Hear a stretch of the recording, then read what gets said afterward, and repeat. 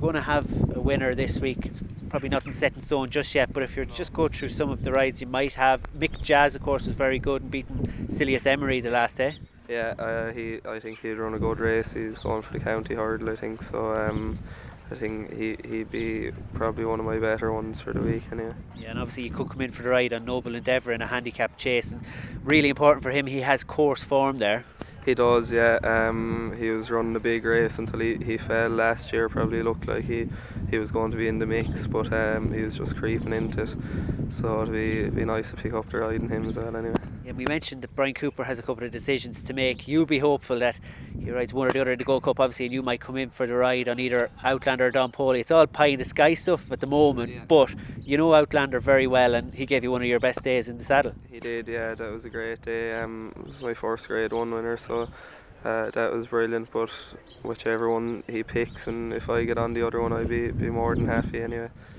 Obviously, just if you were to go through that Lexus Chase win, how would you rate the form? I know Gordon says there's not a lot between the Irish horses at present.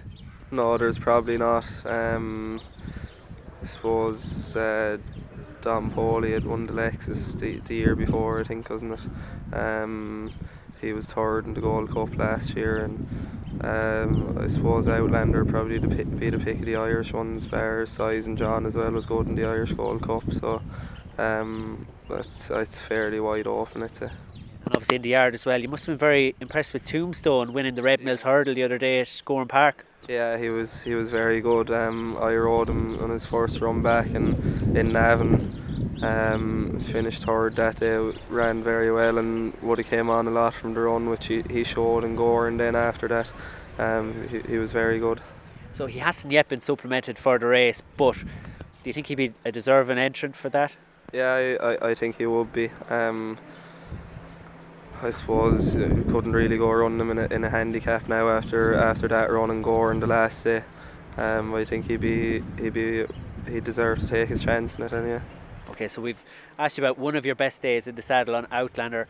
Obviously, you followed that up with the Lawlers Hotel novice hurdle win at Grade 1 at Naas on debt duty. Yeah. A lot of people have mixed opinions on that. They thought Augusta Kate was coming with her challenge, but you think your fella galloped the whole way to the line and he would have won anyway? Without a doubt, I think.